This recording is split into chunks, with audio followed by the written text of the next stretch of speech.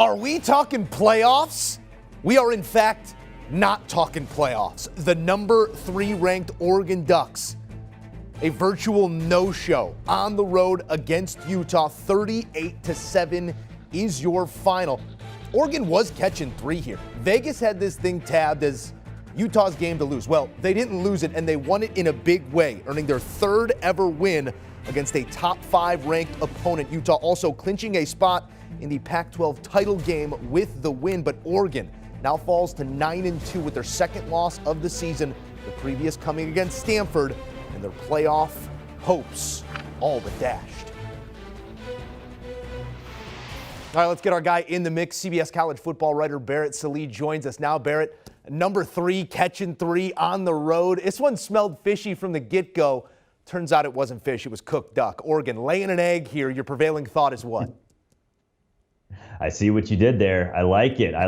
Yeah, Oregon to me, going in, I think there was some concern that Anthony Brown would not be that national championship caliber quarterback because that offense has had it ups and downs throughout the course of the season. And we saw that against Utah. Utah has a great defense. They're fast, they're physical. And really, Anthony Brown could not get that offense rolling. So what I think you saw is Utah expose an Oregon team that hadn't really improved from week 2 when they beat Ohio State. Now, with that said, yeah, they fixed some things. They figured out how to run the football even after C.J. Verdell went down. They got a little tougher defensively, but it still sort of had problems here and there. And so I think what Utah did, it exposed that offense as fraudulent. It exposed that offense as losing too many pieces. And as a result, Oregon is out of the college football playoff, and the Pac-12 is out of the college football playoff again. Last time they were there was 2016, of course, with Washington. So it's a bad day in Eugene. Obviously, they had high hopes, but I think in the back of everybody's mind, you kind of looked at Oregon, even if they got into the playoff, as a team that didn't really have a realistic shot at actually winning the playoff. Yeah, it does clear up the picture a little bit here as we move forward. Out of week 12, Brown just 17 of 35, 231, and the touchdown here in the losing effort. Oregon will no doubt drop like a rock. Utah, they add 8-4, a marquee win to their resume, but obvious implications all over the place coming out of this one, specifically Cincinnati. Has their road now cleared for the Cats? Could you see the committee maybe pulling another bait and switch? I don't see it. Do you?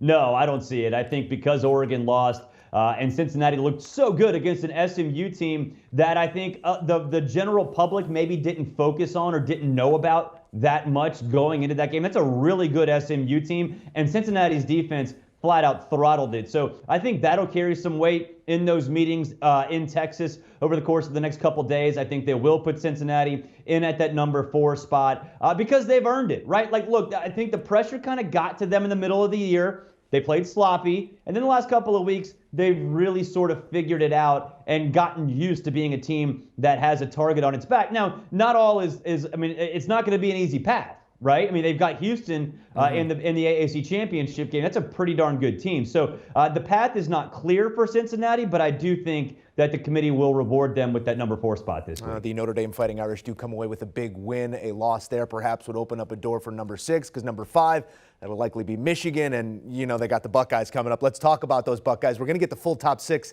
here in a moment. I'd ask you a question about how this Oregon loss affects Ohio State's big picture, but they took that matter into their own hands here on Saturday. 500 yards of total offense before the half for the Buckeyes in a 56-7 rout of the once 3rd-ranked Spartans of Michigan State. Further proof that, for better or for worse, Barrett, these teams are not who they were 2 months ago. Did you see the makings of a national champion here on Saturday in Ohio State?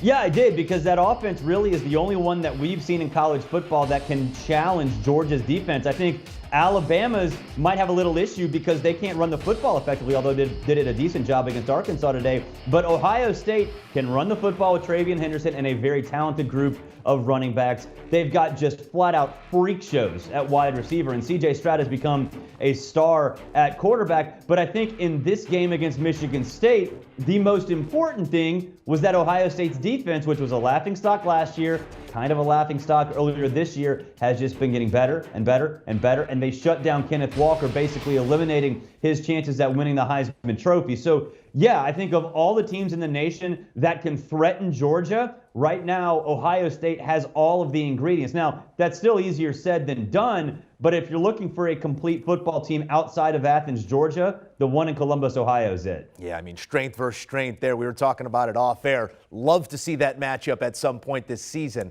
It has been a year of underwhelming quarterback play, I think it's fair to say, but C.J. Stroud is one of the few guys that met that criticism head on, and following this one finds himself the Heisman favorite at -200. Feels like a two-man race between he and Bama QB Bryce Young.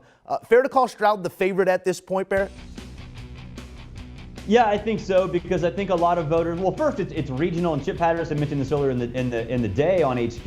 It is regional. You'll have a lot of Midwest people vote C.J. Stroud just because. But I think what voters who pay close attention to college football will recognize is that Stroud came in never having thrown a pass in college football, and kind of got off to a sketchy start, but became a force throughout the course of the season. Now, it wasn't from game 1 to game 12 or game 13, but you've seen a guy who has been the driving force behind what is the best offense in my mind in college football right now. So nothing against Bryce Young. You're basically comparing $50 steaks. They're both really good. You're not going to be wrong whichever one you order. But right now, I think Stroud, because of what he's been able to do with that Ohio State offense, is justifiably the number one quarterback in terms of the race of the Heisman Trophy. Yeah, you know it's going to be a good steak, but give me the sides over there with Ohio State, man. Those wide receivers right now, that's the crispy Brussels sprouts, that's the lobster mac and cheese. They got the whole thing going, a full spread.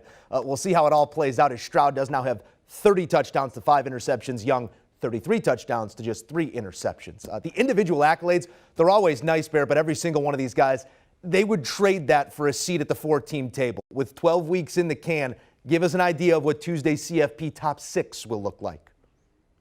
Well, they'll put Georgia number 1. There's no doubt about that. I think they'll bump Ohio State up to number 2 because of the way they took care of Michigan State. They're going to view Michigan State as a legit top 10 team. Now, we can argue whether they were a contender or pretender, but their number was their number. Their ranking was their ranking. So that's going to resonate very well in those meeting rooms. And Alabama not covering the spread against Arkansas. The defense got number 4. And then they'll round it off with Michigan at number 5. Michigan, a great win over Maryland today. And then Notre Dame, number 6. I mean, Georgia Tech is a train wreck. Georgia and Notre Dame took care of them with relative ease. But I think the biggest news will be they'll jump Ohio State over Alabama, because right now I think Ohio State deserves it the way they're playing. That is our guy Barrett Sallee breaking it all down here on HQ. Let's take a look at that top 6 once again. Georgia undefeated, and right now the only team with a cut and dry route to that number 1, but we'll see what happens in the SEC title game with them set to square off with Alabama, currently ranked number 3, sitting at 10-1, as are the Buckeyes. Cincinnati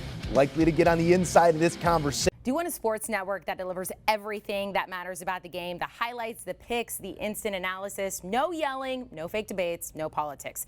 Hit the subscribe button and never miss a moment.